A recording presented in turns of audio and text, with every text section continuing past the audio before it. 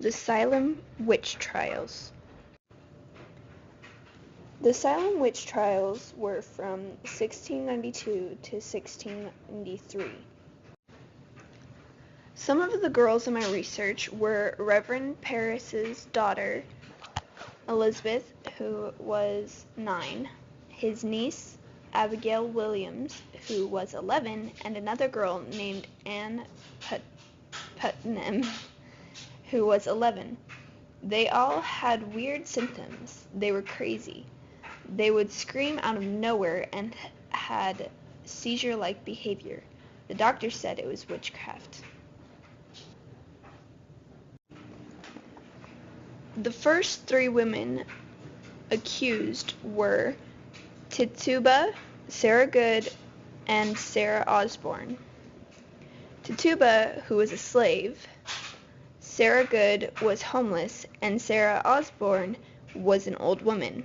Tituba confessed that she was a witch, but Sarah Good and Sarah Osborne never admitted they had practiced witchcraft. Jonathan Crown, John Hathorne, William Phipps, and Matters. These were the men who played a role in this whole thing. Magistrates Jonathan Crowan and John Hathorns pushed for an answer for the cause of the girls' illnesses. When the girls were pushed hard enough, they said that they were bewitched. Governor William Phipps ordered a court of oyer and treminer, which means to hear and to decide. Many people were accused of witchcraft in this court.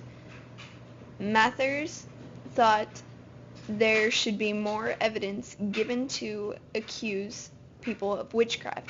Governor Phipps finally took this into consideration and finally decided to dissolve the court of oyer and treminer.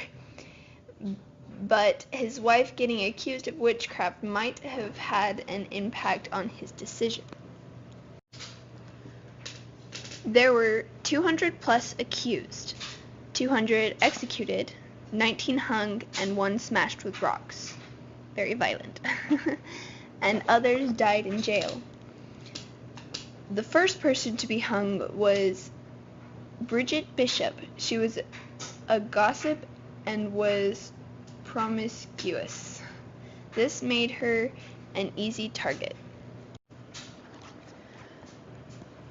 20 years later, after a lot of deliberation, they finally decided to make restitution to the families of those who were wrongly accused and executed. They restored their good names and gave them money, 600 pounds. It wasn't until 250 years later that Massachusetts formally apologized. There are people who think it could have been something they ate, like fungus ergot found in rye. This causes similar symptoms to what the girls were having. There also was a fear of women. During that time period, people thought that women were basically evil and they needed to be controlled by men. Because the people were afraid of these things, their minds created something to do with that fear. In conclusion, my thoughts on this are the Salem witch trials were wrong. Innocent people were killed.